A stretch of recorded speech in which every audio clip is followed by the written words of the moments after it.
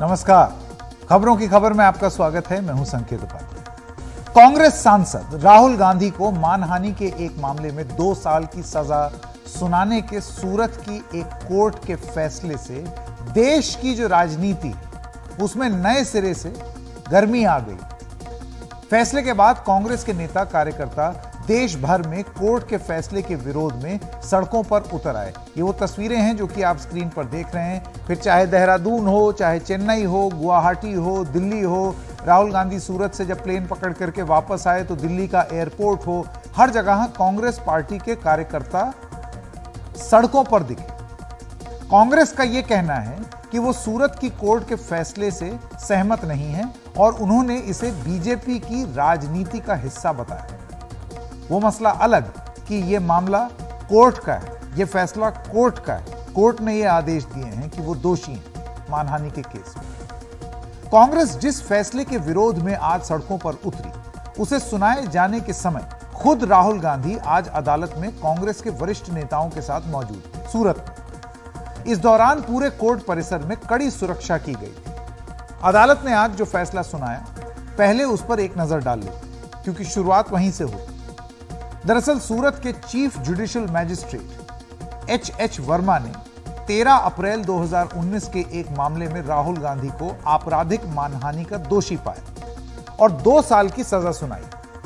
हालांकि इसके साथ ही कोर्ट ने राहुल गांधी को 15,000 रुपए के मुचलके यानी कि श्योरिटी पर जमानत भी दे दी और ऊंची अदालत में अपील के लिए 30 दिन का समय भी दे दिया।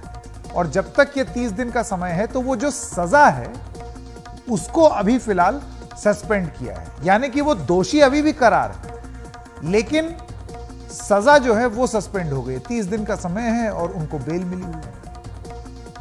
पिछले लोकसभा चुनाव में प्रचार के दौरान कर्नाटक के कोलार की एक रैली में नरेंद्र मोदी सरनेम,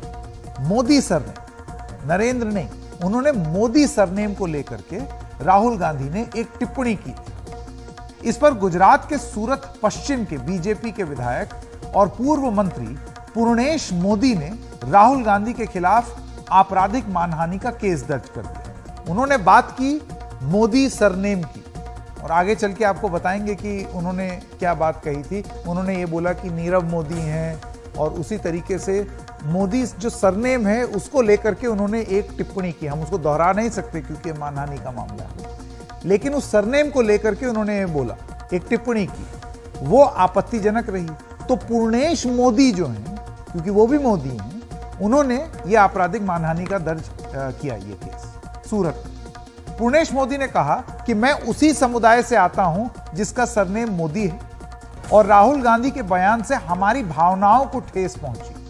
हम कोर्ट के आदेश से संतुष्ट हैं। आइए सुनते हैं पूर्णेश मोदी ने क्या कहा। 13 अप्रैल 2019 लोकसभा के चुनाव के दरमियान कर्नाटक स्टेट में बेंगलुरु से 100 किलोमीटर दूर कोलार में कांग्रेस के तत्कालीन प्रमुख श्रीमान राहुल गांधी द्वारा जो सभा आयोजित की गई, उनमें उनका भाषण था, सभी चोरों का उपनाम मोदी क्यों और भी ढूंढो कितने मोदी निकलेंगे। इस अनुसंधान में यहां सूरत की कोर्ट में फरियाद की गई। आज उनका जो फैसला आया है, मैं उस फैसला का स्वागत करता हूं। उधर राहुल गांधी के वकीलों ने कहा है कि वो कोर्ट के फैसले से संतुष्ट नहीं हैं और कोर्ट ने फैसले से पहले उनका यह कहना है कि हमारी दलीलों पर विचार नहीं किया।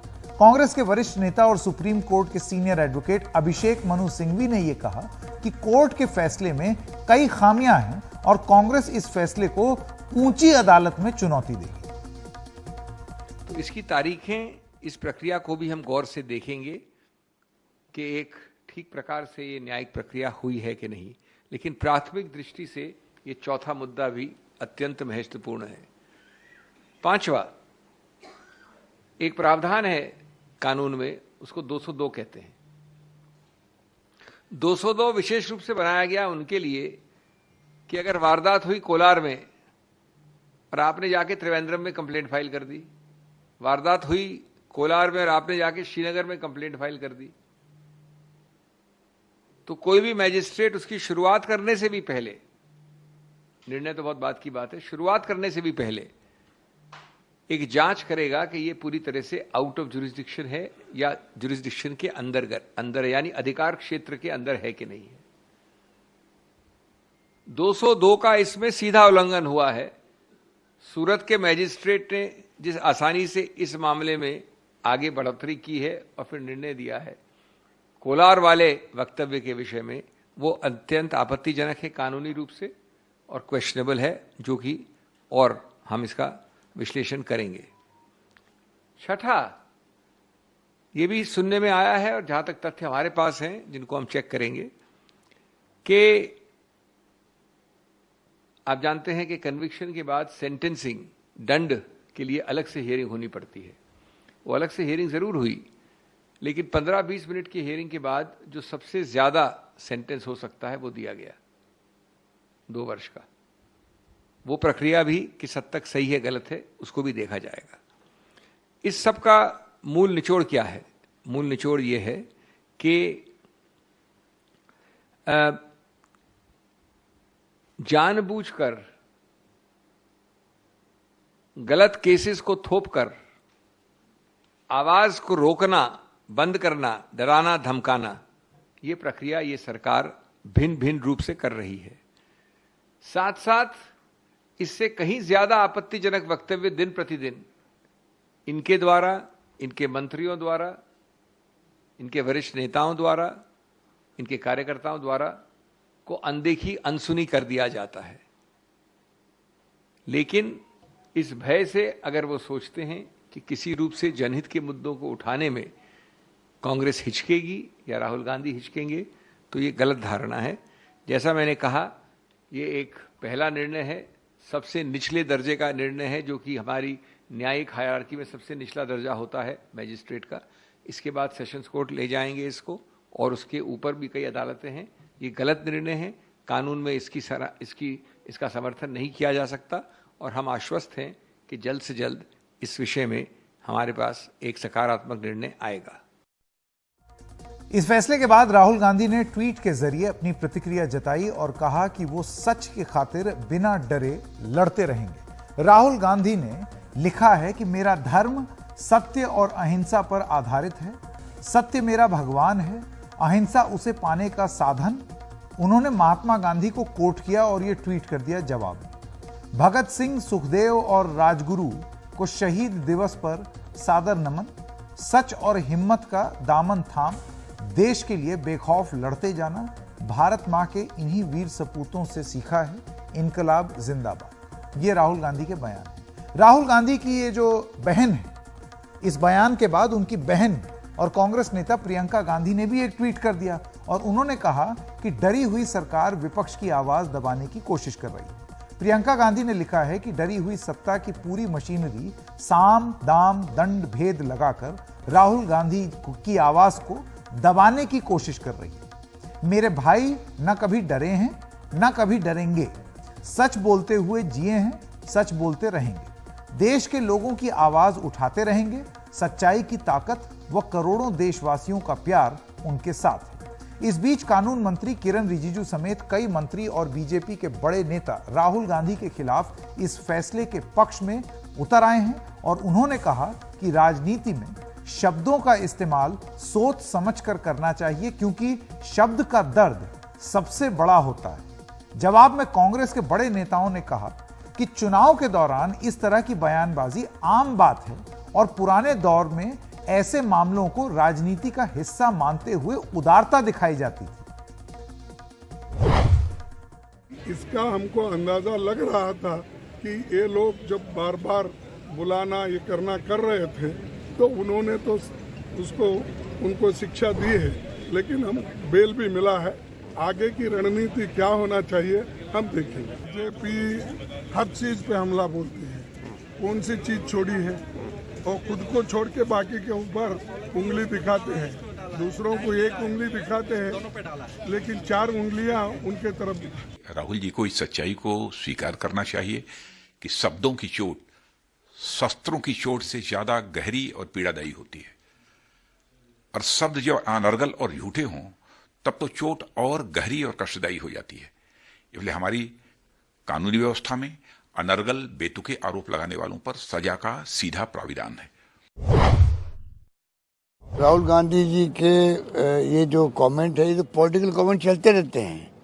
हम तो 40-50 साल से देखते हैं ऐसे पॉलिटिकल कमेंट। पता नहीं वाजपेयी जी ने, अडवाणी जी ने कितने किए होंगे, कोई सोच नहीं सकता।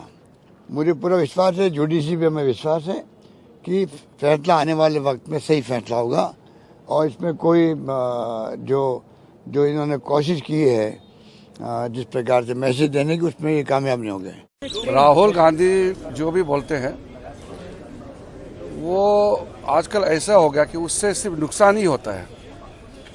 उनका पार्टी के लिए नुकसान होता ही होता है, लेकिन सबके लिए, देश के लिए भी अच्छा नहीं है।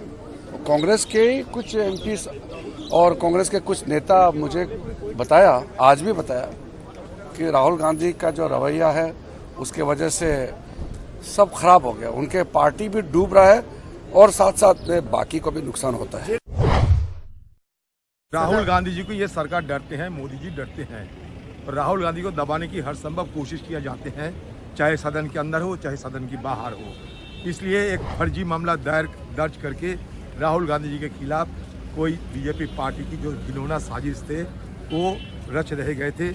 हमें पता था कि कई महीनों से ये साजिश हो रहे हैं, क्योंकि राहुल गांधी जी की सदन के जो मेंबरशिप उसको खारिज कैसे किया जाए। सरनेम नहीं, कहीं की मोदी जाति होती है। मोदी लोग स्पोर्ट्समैन होते हैं, पॉलिटिकल लीडर्स होते हैं, बड़े बड़े डॉक्टर्स होते हैं, प्रोफेशनल्स होते हैं, बिजनेसमैन होते हैं, और आपने ये कह दिया तो आपके खिलाफ कार्रवाई नहीं होगी क्या? क्यों नहीं होनी चाहिए?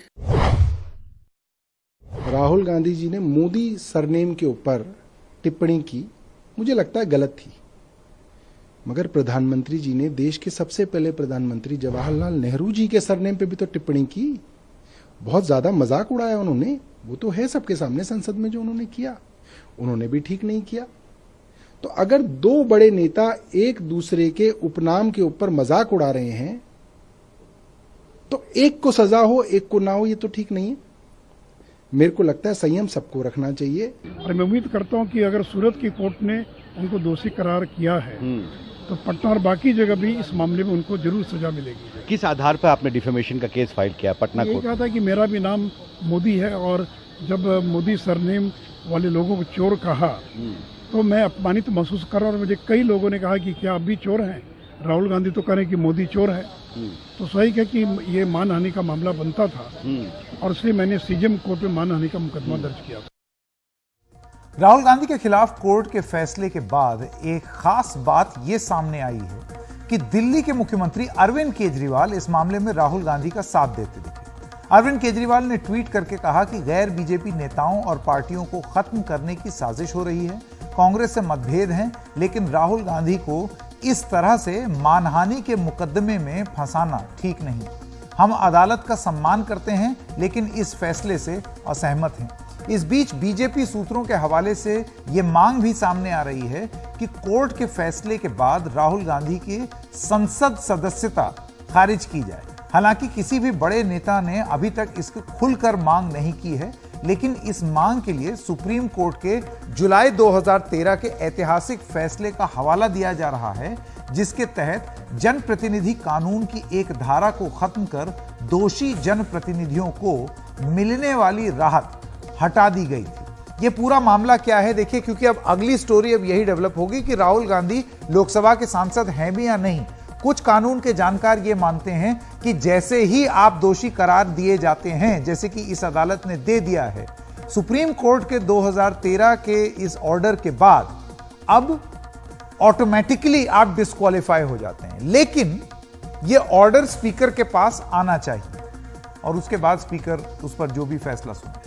रिप्रेजेंटेशन ऑफ पीपल एक्ट यानी कि जनप्रतिनिधि कानून के सेक्शन 8(3) के तहत पहले से यह प्रावधान है कि कोई भी सांसद, विधायक या विधान पार्षद अगर किसी ऐसे अपराध का दोषी पाया जाता है जिसके तहत उसे कम से कम 2 साल की सजा हो, क्योंकि यहां हुई है, वो तुरंत अपनी सीट खो देगा। लेकिन जनप्रतिनिधि कानून का सेक्शन 8(4) ऐसे जनप्रतिनिधियों को राहत देता था उसके तहत सजा के खिलाफ अपील के लिए 3 महीने का समय मिलता था। ऐसे में दोषी जनप्रतिनिधि तब तक अपनी सीटों पर काबिज रह सकते थे जब तक वो जिला अदालत, हाई कोर्ट या सुप्रीम कोर्ट तक अपनी सभी अपीलों का पूरी तरीके से इस्तेमाल न कर ले। 10 जुलाई 2013 को सुप्रीम कोर्ट ने लिली थॉमस बनाम केंद्र सरकार मामले में ऐतिहासिक फैसला सुनाया। सुप्रीम कोर्ट की जस्टिस A.K. पटनायक और जस्टिस S.J. मुखोपाध्याय की बेंच ने जनप्रतिनिधि कानून के इस सेक्शन यानी कि सेक्शन 8(4) को रद्द कर दिया। इसके बाद सिर्फ सजा के खिलाफ अपील ही काफी नहीं होगी, बल्कि दोषी जनप्रतिनिधि को ट्रायल कोर्ट द्वारा सुनाई गई सजा के खिलाफ स्थगन आदेश लाना होगा। यानी कि मैं जरा आसान भाषा में समझा दूं, क्योंकि ये देखिए कॉम्प्लिकेटेड मामला है, कानूनी दांव पेंच है। हमने बहुत सारे कानून के जानकारों से बात की और उनका यह कहना है कि अगर राहुल गांधी एक ऊंची अदालत से इस फैसले के खिलाफ जो सजा उनको मिली, यानी कि उनको दोषी करार किया, तो अगर वो ये आदेश किसी ऊपर की अदालत से ले आते हैं कि वो दोषी हैं ही नहीं, ऐसे में उनकी जो लोकसभा सांसदी है वो बच सकती है। लेकिन सुप्रीम कोर्ट के इस 2013 के कानून के बाद, इस आदेश के बाद ऑटोमेटिकली एक ऐसी स्थिति बनती है कि क्योंकि आपके खिलाफ आप दोषी पाए गए हैं और 2 साल की सजा है, तो ऐसे में आप डिस्क्वालीफाई हो जाते हैं। अब यह मामला कानूनी रूप से आगे पीछे चल रहा है, इसमें तमाम बातें हो रही हैं। कांग्रेस पार्टी का कहना है कि हम अदालतों का दरवाजा खटखटाएंगे, ये एक न्यायिक प्रक्रिया है जिसका हक है उनको। इस मुद्दे पर सुप्रीम कोर्ट में सीनियर एडवोकेट और बीजेपी के सांसद महेश जेठमलानी ने यह कहा कि सूरत के कोर्ट के फैसले के बाद राहुल गांधी की सदस्यता तुरंत खारिज हो जानी चाहिए। देखिए, राहुल गांधी का मामला जो है एक कोर्ट का मामला है। कोर्ट ने उसको सजा दी है और वो सजा के बहुत गंभीर नतीजे हैं और एक ही तरफ से उसका इलाज है, और वो है कि वो अपील कोर्ट जो सेशंस कोर्ट बनता है इस केस में, वो उसके सामने अपना पिटिशन पेश करके जो भी अपने निर्दोषी के बारे में कहना है वो कहें, ताकि उनको राहत मिले सुपीरियर कोर्ट से, अपेलेट कोर्ट से। बाकी ये सब पब्लिक में कहना वो ठीक है, आपको पॉलिटिकल ऑप्टिक्स के लिए ये सब कुछ कहना है तो ठीक है, लेकिन वास्तव में ये उनको मदद नहीं करने वाला है। उधर कांग्रेस के पूर्व नेता और अब निर्दलीय सांसद कपिल सिब्बल ने कहा कि राहुल गांधी को निशाना बनाया जा रहा है और उन्हें इस फैसले के खिलाफ बड़ी कोर्ट से स्टे लेना चाहिए। कपिल सिब्बल से बात कर रहे हैं हमारे सहयोगी हिमांशु शेखर। मेरे साथ कपिल सिब्बल हैं। राहुल गांधी का जो कन्विक्शन हुआ है उसको आप कैसे देखते हैं? क्या कैसे देखना है, आप बताइए, मैं कैसे देखूं ऐसे कन्विक्शन को? ऐसा उदाहरण कभी आपने पहले कभी देखा है? अभी देखिए, पीछे ही हार्दिक पटेल का कन्विक्शन हुआ था, सुप्रीम कोर्ट ने उसका कन्विक्शन स्टे कर दिया, उन्होंने दिसंबर में इलेक्शन लड़ी। उधम आजम खां के बेटे का कन्विक्शन हुआ था, आजम खां साहब का कन्विक्शन हुआ था, वो स्टे नहीं हुआ, सदस्यता खत्म हो गई। तो ये तो मतलब कि ये टारगेटेड बातें होती हैं ना। तो आपको लगता है सदस्यता पर खतरा है राहुल गांधी? नहीं, वो तो कानून कहता है। अगर आप कन्विक्ट हो जाओ, 2 साल के लिए आपका कन्विक्शन हो जाए, तो कानून कहता है कि आपकी सीट वेकेंट हो जाती है। ये कहा गया बीजेपी की तरफ से कि उन्होंने एक कम्युनिटी को डिफेम करने की जो मर्जी कहा गया हो, ये तो बीजेपी, आपको मालूम है क्या क्या नहीं कहती, क्या क्या कहती है, उसके बारे में मैं टिप्पणी नहीं करूंगा। बीजेपी वालों को, उनको मालूम है कि उन्होंने उनका क्या लक्ष्य है, किसी तरीके से विपक्ष को और विपक्ष के नेताओं को आक्रामक तरीके से कोर्ट के द्वारा या कोर्ट के बाहर उनको जलील किया जाए। राहुल गांधी के पास आपको लगता है कानूनी तौर पर राहत के लिए कोई विकल्प है? बिल्कुल मिलनी चाहिए। क्या विकल्प है कानूनी तौर पर? और स्टे लें कन्विक्शन का। और संसदीय कार्य मंत्री प्रहलाद जोशी ने सूरत की कोर्ट के फैसले पर कांग्रेस के बयानों पर ऐतराज जताया है। राहुल गांधी जी के बारे में सूरत की कोर्ट का फैसला आया है, इस पर कांग्रेस पार्टी के और नेताओं का टिप्पणी और प्रतिक्रिया से जाहिर होता है कि देश के इंस्टीट्यूशन पर, संस्थानों पर इनका कोई इज्जत और सम्मान नहीं है। It is quite evident that they have scent respect for the institutions and they are repeatedly showing it. अगर जजमेंट किसी और के खिलाफ रहता तो ये उसका स्वागत करते थे और पूरा सेलिब्रेट करते थे, लेकिन आज के फैसले पर न्यायपालिका पर उंगली उठाना शुरू कर दिया है। इस मुद्दे पर बात करने के लिए हमारे साथ हैं बीजेपी और कांग्रेस के दो मेहमान। पहले हमारे साथ हैं कांग्रेस सांसद मणिकम टेगोर। मणिकम जी, कोर्ट के आदेश को आप किस तरीके से देखते हैं? और एक तर्क ये भी दिया जा रहा है कि इस तरह से मामले में अगर आप माफी मांग लेते, राहुल गांधी माफी मांग लेते, तो ये मामला तूल नहीं पकड़ता। तो एक तरह से ये जंग आपको नहीं लगता है कि आप ही ने छेड़ दी है? दो चीज है, हम जुडिशियल सिस्टम का रेस्पेक्ट करते हैं, बट ये जजमेंट हमारे लिए बड़ा डिसअपॉइंटिंग है। दूसरी चीज है, हम आरएसएस का सरवारकर नहीं है, हम कांग्रेस का गांधी है। कांग्रेस का गांधी का डिक्शनरी में माफी मांगने का शब्द नहीं होती है, बट सरवारकर का डिक्शनरी में सिर्फ माफी होती है। अब देखिए मणिकम जी, ये जो बात आपने बोली है, तो क्या आपको लगता है कि ये मुद्दा 2024 के पहले राजनीतिक रूप से आपको लाभ दे सकता है? क्योंकि एक पोजीशन ले ली है कांग्रेस पार्टी। मैं देख रहा हूं ट्वीट भी हो रहा है, पोस्टर लग रहा है कि सावरकर नहीं है, गांधी हैं, इनकलाब जिंदाबाद, डरना नहीं। तो ये सब पोजीशनिंग ली जा रही है। हम ये राजनीतिक तरीके से नहीं देखते, ये हिंदुस्तान का और इंडिया का फ्यूचर का बारे में देख रहे हैं। इंडिया एक डेमोक्रेटिक कंट्री है और इसमें डेमोक्रेटिक प्रोसेस 8 साल से बहुत तरीके से कंट्रोल हो रहा है। मोदी जी और अमित शाह जी दोनों मिलके इस देश का डेमोक्रेटिक प्रोसेस का खुद का एजेंसीज, इंस्टीट्यूशंस का यूज करके और पार्लियामेंट, लोकसभा और राज्यसभा में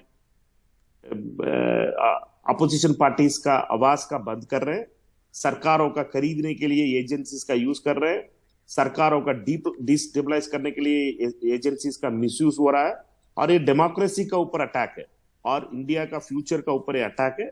इस अटैक से हिंदुस्तान बचना चाहिए और ये मोदी और अमित शाह का इस राजनीतिक हमला और अटैक का ऊपर कांग्रेस कंटिन्यू लड़ाई लड़ते रहेगी। जी मणिकम जी, बहुत बहुत धन्यवाद जुड़ने के लिए। नलिन कोहली बीजेपी के नेता और वरिष्ठ वकील भी हमारे साथ हैं।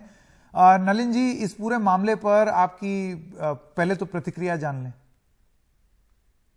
पहली प्रतिक्रिया यही है कि राहुल गांधी जी को सोच समझ के बोलना चाहिए, क्योंकि एक कानूनी प्रक्रिया के तहत उनकी कन्विक्शन हुई है। कन्विक्शन क्यों हुई? कि जो कंप्लेंट आया, जो उनपे आरोप लगा, उस आरोप में तथ्य थे और पूरी कानूनी प्रक्रिया में जिसमें उनके भी वकील थे, वो उस अपनी दलील देते गए, लेकिन अंत में कोर्ट ने पाया कि जो उन्होंने किया गलत है, इसीलिए एक डेफेमेशन का केस बनता है, इसीलिए 2 साल की सजा उन पे सुनाई गई है। तो राहुल गांधी जी ने जो एक सिस्टम बना रखा है, कुछ भी कहते सारे मोदी चोर हैं। विदेश में भी आप देखिए, अभी गए और भारतीय लोकतंत्र पे उन्होंने प्रश्न उठा लिए। खुद एक सांसद है, चुनकर गए हुए वहां पर, मतलब चुने हुए सांसद है। अभी पीछे जो है हिमाचल में कांग्रेस पार्टी जीती, तो इसका क्या मतलब हुआ कि लोकतंत्र खतरे में है? खतरा यही है कि राहुल गांधी जी का नेतृत्व जनता नहीं स्वीकार रही। तो इसीलिए वो कहते हैं लोकतंत्र खतरे में। फिर कहते हैं यूरोप और अमेरिका क्या कर रहे हैं, हस्तक्षेप आप मांग रहे हैं। तो ये गंभीर विषय है और अगर अनाप शनाप बोलेंगे तो कानूनी प्रक्रिया में उनको हानि पहुंच सकती है, वही उनको भुगतना पड़ेगा। नलिन जी, कांग्रेस की ओर से कई आरोप लगाए जा रहे हैं। उनमें से एक ये आरोप है कि राहुल गांधी संसद में ना बोल पाए, इसलिए ऐसा किया गया है। आरोप कांग्रेस पार्टी के अलग अलग नेता अलग अलग स्वरों में बोल रहे हैं। अभी टीवी पे हमने सुना, एक और वरिष्ठ नेता ने कहा हमें कानूनी प्रक्रिया पे पूरी हम मानते हैं कि अच्छी कानूनी प्रक्रिया, मतलब उन्होंने कहा भरोसा है, पूरा भरोसा है। तो एक तरफ भरोसा है, दूसरी तरफ आप जज पे उंगली उठाते हैं। यही इनकी प्रथा है, संस्थानों के ऊपर में वार करना। जजमेंट अच्छा आता है तो चुप हो जाते हैं, जजमेंट उन्हें पसंद नहीं आता है तो कहते हैं कि जुडिशरी फ्री नहीं है, उसके इंडिपेंडेंस पे वार है। चुनाव जीते हैं तो चुनाव आयोग ठीक है, इलेक्ट्रॉनिक वोटिंग मशीन ठीक है। हार जाते हैं तो ईवीएम में गड़बड़ है, चुनाव आयोग जो है गलत काम कर रही है। ऐसे नहीं चलता ना लोकतंत्र। मुझे लगता है लोकतंत्र के असली खतरे जो हैं वो कांग्रेस पार्टी की सोच में है। नलिन जी, आपका बहुत बहुत धन्यवाद हमारे साथ जुड़ने के लिए। आइए रुक करते हैं एक दूसरी खबर का। इस बीच दिल्ली में भारतीय जनता पार्टी और आम आदमी पार्टी के बीच में पोस्टर युद्ध चल ही रहा है। अभी कल हुआ, फिर आज फिर हो गया। तेरा पोस्टर मेरा पोस्टर। तो कल आम आदमी का पोस्टर, आज बीजेपी का पोस्टर। पहले प्रधानमंत्री मोदी के खिलाफ पोस्टर लगाए गए तो दिल्ली पुलिस ने सख्ती से कार्रवाई करते हुए 101 FIR कर ली और पोस्टर लगाने और छापे से जुड़े कई लोगों को गिरफ्तार भी कर लिया। आम आदमी पार्टी ने कहा कि ये पोस्टर उसने तैयार करवाए थे और उसमें ऐसा कुछ नहीं था कि दिल्ली पुलिस को ऐसी गंभीर कार्रवाई करनी पड़ती। इन पोस्टरों में लिखा था मोदी हटाओ देश बचाओ। इन्हीं नारों के साथ आम आदमी पार्टी ने जंतर मंतर पर आज एक सभा रख दी। सभा में दिल्ली के मुख्यमंत्री अरविंद केजरीवाल ने प्रधानमंत्री मोदी पर जमकर हमले किए और कहा कि वो डरे हुए। उधर बीजेपी ने भी दिल्ली में केजरीवाल विरोधी पोस्टर लगवा दिए। मोदी जी FIR लिखवा रहे हैं। FIR जो लोग FIR लिखवाने के लिए तैयार है वो मेरे पीछे मोदी हटाओ देश बचाओ पोस्टर और आगे यही नारे, मोदी हटाओ, मोदी हटाओ, मोदी हटाओ। और उस पर मुख्यमंत्री केजरीवाल का ताना, प्रधानमंत्री चिड़चिड़े हो गए हैं। एक मेरे को बीजेपी वाला मिला, कहता है सर प्रधानमंत्री मोदी जी 18 घंटे काम करते हैं। मैंने कहा यार कैसे मैनेज करते हैं, सोते कब हैं? कहता है जी 3 घंटे सोते हैं। मैंने कहा काम कैसे चलता है? 3 घंटे में तो किसी इंसान का काम नहीं चलता। 3 घंटे की नींद से तो 6 घंटे की नींद चाहिए होती है। मैंने कहा 3 घंटे की नींद से तो काम नहीं चलता। बोला जी उनको दैवी शक्ति मिली हुई है। मैंने कहा पगले ये दैवी शक्ति नहीं कहते, इसको नींद की बीमारी कहते हैं। प्रधानमंत्री जी को बोलो ठीक से सोया करें, नींद नहीं आती तो नींद की गोली ले लिया करें, किसी अच्छे डॉक्टर को दिखा लें। अगर प्रधानमंत्री जी ठीक से सोएंगे नहीं तो सारा दिन चिड़चिड़े रहते हैं। कभी उनको हंसते देखा है? सारा दिन चिड़चिड़े रहते हैं, गुस्सा आया रहता है, इसको जेल में डालो, इसको जेल में डालो, उसको जो सवेरे से शाम तक बस जेल में डालो। जिस पोस्टर पर दिल्ली पुलिस ने 36 FIR दर्ज करके 6 लोगों को गिरफ्तार तक कर लिया, उसी पर गुरुवार को जंतर मंतर पर आम आदमी पार्टी ने पूरी की पूरी सभा कर डाली। पार्टी ने घोषणा की कि दिल्ली में ही नहीं बल्कि पूरे देश में इस नारे के साथ पोस्टर लगवाए जाएंगे। आगामी 30 तारीख को तैयार हो जाओ, देश के कोने कोने में मोदी हटाओ देश बचाओ का पोस्टर लगाएंगे। देखते हैं कितनी ताकत है तुम्हारी FIR में। वहीं आम आदमी पार्टी के राष्ट्रीय संयोजक और दिल्ली के मुख्यमंत्री अरविंद केजरीवाल ने अपील की, मेरे खिलाफ पोस्टर लगाने वालों के खिलाफ कोई कार्रवाई ना की जाए। बीजेपी वालों ने मेरे खिलाफ भी बहुत पोस्टर लगा दिए पूरी दिल्ली में। मीडिया वाले आए, पता चला कोई पुलिस उनको, मेरी सारे पुलिस वालों से विनती है हाथ जोड़ के किसी को गिरफ्तार मत करना। जनता का हक है पोस्टर लगाना। केजरीवाल अच्छे काम करेगा तो जनता जय जयकार करेगी, केजरीवाल बुरे काम करेगा तो जनता पोस्टर भी लगाएगी मेरे खिलाफ। लगाए मेरे खिलाफ पोस्टर, मेरे को कोई आपत्ति नहीं है, कोई FIR नहीं होगी, किसी को गिरफ्तार नहीं किया जाएगा। दरअसल आम आदमी पार्टी 23 मार्च शहीदी दिवस के मौके पर जंतर मंतर पर प्रधानमंत्री मोदी के खिलाफ सभा करने की तैयारी कर रही थी और उसी के तहत दिल्ली में मोदी हटाओ देश बचाओ के पोस्टर लगा रही थी। जवाब में गुरुवार को बीजेपी नेता मनजिंदर सिंह सिरसा ने अरविंद केजरीवाल हटाओ दिल्ली बचाओ के पोस्टर लगवा दिए। जब आदमी सच बोलता है तो अपना नाम छुपाने की जरूरत नहीं कर लगती, इसलिए मैंने आज दिल्ली के अंदर अपने नाम के साथ पोस्टर लगा रहे हैं। कट्टर बेईमान, रिश्वतखोर, अहंकारी अरविंद मुख्यमंत्री अरविंद केजरीवाल हटाओ दिल्ली बचाओ। हालांकि जिस defacement of public property act के तहत आपसे संबंधित लोगों पर पोस्टर लगाने पर कार्रवाई हुई, उसी के तहत बीजेपी नेता पर भी कार्रवाई हो सकती है, भले ही उन्होंने अपना नाम पोस्टर में लिखा हो। दो बातें हैं, मोदी हटाओ देश बचाओ नारा दिल्ली पुलिस की कार्रवाई की वजह से ही चर्चा में आया, वरना ये अति साधारण नारा है जो बिल्कुल भी चर्चा में नहीं आ सकता था। और दूसरा, पिछले कुछ सालों से अरविंद केजरीवाल प्रधानमंत्री नरेंद्र मोदी का नाम लेने से, उन पर हमले करने से बच रहे थे, लेकिन मनीष सिसोदिया की गिरफ्तारी के बाद अरविंद केजरीवाल न सिर्फ प्रधानमंत्री नरेंद्र मोदी का नाम लेते हैं बल्कि उन पर जमकर हमले भी करते हैं और अब तो खुलकर प्रधानमंत्री नरेंद्र मोदी के खिलाफ वो मैदान में उतर आए हैं। दिल्ली के जंतर मंतर से अपने कैमरा सहयोगी कारण पात्रा के साथ मैं शरद शर्मा, एनडीटीवी इंडिया। और आइए अब एक दोस्ती के बारे में बात करें।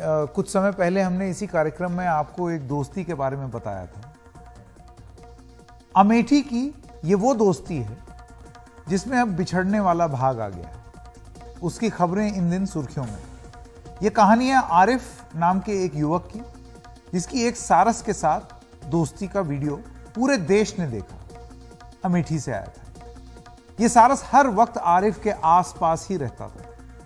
यहां तक कि आरिफ जब बाइक से गुजरता था, कहीं उसको जाना होता था 20-30 किलोमीटर, तो पीछे पीछे पीछे सारस। ये सारे वीडियो आपने देखे होंगे, सोशल मीडिया पे बहुत वायरल थे। और आरिफ बहुत ही चाव से ये दिखाते भी थे कि ये देखिए, ये मैंने बस उसको बचाया, तो उसके बाद से फिर ये दोस्ती हो गई। मैं उसको अंडा खिलाता हूँ, मैं ये खिलाता हूँ। काफी लोकप्रिय हो गए थे आरिफ। और उसके बाद ये तस्वीरें हैं। वन विभाग सारस को ले गया। देखिए, सारस उत्तर प्रदेश का राजकीय पक्षी, और वीडियो सामने आने के बाद उत्तर प्रदेश का जो वन विभाग है उस सारस को अपने साथ ले जा रहा है। और वो समसपुर वन विहार जो एक जगह है, वहां पर जाकर के उसको छोड़ा गया है। अपने साथी से बिछड़ने से आरिफ लाजमी है काफी दुखी हुए। पीछे पीछे जैसे कि आप देख सकते हैं, आरिफ और उनके साथी जो है ये वन विभाग के ट्रक के साथ अपनी गाड़ी भी लेकर के गए, क्योंकि उनका एक लगाव हो गया था। जानवर और पक्षी चीज ही ऐसी होती है। लेकिन देखिए, इमोशनल होना और इसको भावुक होकर के इस चीज को समझना और जो वास्तविक स्थिति है वो बताना, ये दोनों ही बहुत जरूरी है। ये बिल्कुल सही बात है कि आरिफ ने, जख्मी था ये सारस, उसका इलाज किया, दोस्ती हो गई, सोशल मीडिया पर बहुत छाए, दोस्ती के किस्से हम लोगों ने देखे, बहुत ही मार्मिक दृश्य। लेकिन सच्चाई ये है कि दोस्ती अपनी जगह है और तथ्य अपनी जगह। सारस एक पालतू पक्षी नहीं है, जंगल में रहने वाला पंछी है।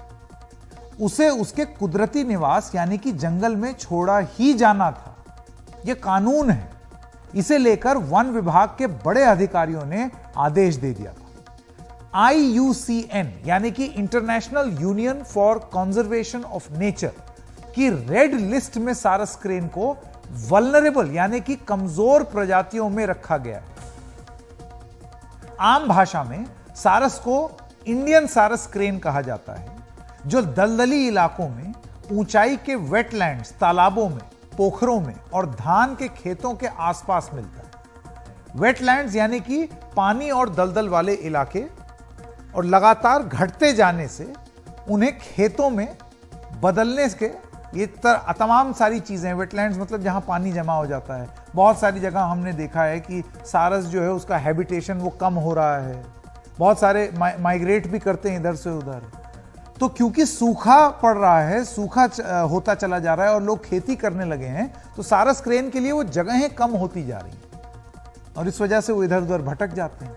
इसके अलावा खेतों में डाले जाने वाले कीटनाशकों का असर भी सारस की घटती तादाद की एक वजह बन गई। सारस का मीट और अंडों के लिए भी अवैध शिकार किया जाता है। यह दुनिया में उड़ने वाला सबसे ऊंचे कद का पक्षी है, जिसकी ऊंचाई करीब 156 सेंटीमीटर तक होती और उड़ते वक्त पंखों का फैलाव 240 सेंटीमीटर तक फैलाता है। यह उत्तर और मध्य भारत के अलावा भारत, नेपाल की तराई के इलाकों और पाकिस्तान में भी पाया जाता है। कभी सारस यूपी, बिहार, राजस्थान, पश्चिम बंगाल, गुजरात, मध्य प्रदेश और असम में धान के खेतों में आमतौर से दिखते थे, लेकिन बदलते समय के साथ इनकी तादाद, इनकी जो पॉपुलेशन है वो लगातार घटती जा रही। तो जब ये तस्वीरें सामने आई तो हम लोगों को ये सारा पर्सपेक्टिव नहीं मालूम था। क्यों? क्योंकि वो दृश्य बहुत मार्मिक थे और वो सही भी है। क्योंकि आरिफ ने जो किया अपनी दोस्ती के खातिर, इंसानियत के खातिर, वो काबिले तारीफ था। लेकिन आज आरिफ जब भावुक हो रहे हैं तो शायद वो इस बात को पूरी तरीके से समझेंगे कि सारस की जगह, सारस का स्थान उनका घर नहीं है, सारस का स्थान जंगल है। और इसीलिए कानून यह कहता है कि उन्होंने भले ही ये दोस्ती अपनी तरफ से निभाई, आगे भी निभाते रहे, वो सारस को जंगल में जाना ही था। एक छोटे से ब्रेक के लिए रुक रहे हैं, लेकिन ब्रेक के बाद जब आएंगे तो आपको बताएंगे कहानी अलगाववादी और भगोड़े अमृतपाल सिंह की।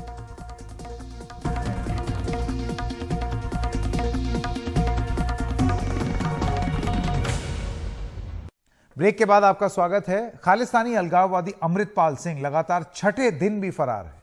बीते शनिवार को पुलिस की आंखों में धूल झोंक करके यह भागा तो, लेकिन कई गाड़ियां बदलता हुआ दिखा है और कभी गुरुद्वारे तो कभी किसी के घर से होता हुआ रविवार को ही पंजाब छोड़ चुका था। यह ताजा जानकारी मिली है।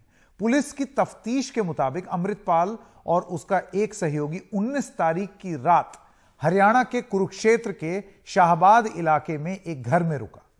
पुलिस को अमृतपाल की आखिरी लोकेशन हरियाणा की ही मिली है। हमारे सहयोगी सौरभ शुक्ला की यह रिपोर्ट। ये सीसीटीवी फुटेज हरियाणा के कुरुक्षेत्र शाहबाद कस्बे का है। काला छाता लेकर जा रहा ये शख्स अमृतपाल है, जिसके पीछे कई राज्यों की पुलिस और केंद्रीय खुफिया एजेंसियां लगी हैं। ये सीसीटीवी फुटेज 20 तारीख की सुबह का है।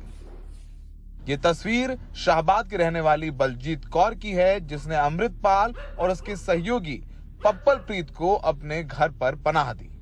पुलिस बलजीत कौर को गिरफ्तार कर उससे पूछताछ कर रही है। अमृतपाल और उसका साथी पप्पन प्रीत, जो उसका सबसे करीबी है, ये दोनों स्कूटी में पहुंचे और रात उन्होंने 19 तारीख को बलजीत कौर के यहाँ बिताई और 20 तारीख को सुबह वो स्कूटी से निकल गए। पंजाब पुलिस का कहना है कि उन्होंने अब तक 207 लोगों को हिरासत में लिया है, जिसमें से सिर्फ 30 को गिरफ्तार किया जाएगा। बाकी सबको चेतावनी देकर छोड़ा जाएगा। बहुत क्लियर इंस्ट्रक्शंस हैं इसमें। किसी भी इनोसेंट को किसी केस में बुक नहीं किया जाएगा। जो हार्डकोर एलिमेंट्स हैं, जो सही में क्रिमिनल केसेस में इन्वॉल्व हैं, सिर्फ उनके खिलाफ कार्रवाई की जाएगी। पुलिस पूरी स्क्रीनिंग करके, डिफ्रेंशिएट करके जो लोग क्रिमिनल एक्टिविटीज में इन्वॉल्व हैं उनके खिलाफ कार्रवाई करेगी। जो यूथ है, जो मिसगाइडेड थे, इनोसेंट हैं, पता नहीं है इशू का, अगर उनको डिटेन किया गया है तो वार्निंग देके उनको छोड़ा जाएगा इस केस में। हमने रिक्शा चलाने वाले लखविंदर सिंह से एक्सक्लूसिव बात की, जिसके रिक्शे में प्लेटिना बाइक के पंक्चर हो जाने पर अमृतपाल और उसका सहयोगी पप्पल प्रीत बैठे थे। लखविंदर ने कहा कि हुलिया बदल लेने की वजह से वो अमृतपाल को नहीं पहचान पाया। थोड़ा गांव के बाहर को 2 लोग रुके हुए थे और मेरे को बोले कि हमारा बाइक पंचर हो गया, तो पंचर वाली दुकान तक ले जाओ। अच्छा, बोला बाइक पंक्चर हो गया है जी। और मैंने देखा भी वो जो बैक साइड का टायर होता ना, वो पंचर था। वो पंक्चर था। तो आप पहचान पाए कि वो अमृतपाल है? नहीं सर, मैंने पहले देखा नहीं था। तो उन्होंने बोला कि पंक्चर की दुकान ले चलो। जी। तो आपने बताया उन्हें कि पंक्चर की दुकान कहाँ है? मैंने बोला था भी एक गांव के पास ही है, वो भी बैक साइड जाना पड़ेगा। वो बोलते भी बैक साइड क्यों जाना, तो अगर आप लोग महतपुर की तरफ जा रहे हैं तो फिर उसी तरफ ले चलो। बोला महतपुर की तरफ ले चलने के लिए। तो मैं ऑलरेडी भी जितना डेली पे उतरी लेके जाता हूँ महतपुर। अच्छा, तो महतपुर ही लेके जाते हैं। पहुंचने से पहले ही, जितना शुरू होने से पहले एक शॉप है पंक्चर की दुकान, तो वहाँ वो उतर गए। जी। तो उन्होंने पैसे दिए आपको? मैंने खुद मांगा। आपने मांगा पैसे? जी, मैंने बोला मेरी फीस दे दो, तो मेरे को 100 रुपया दिया। पुलिस सूत्रों की माने तो अमृतपाल ने पंजाब से हरियाणा तक पहुंचने में 4 बार अपना हुलिया बदला। यही वजह रही कि वो पुलिस को चकमा दे गया। पंजाब से सौरभ शुक्ला की रिपोर्ट, एनडीटीवी इंडिया। और खबरों की खबर में आज इतना ही। नमस्कार।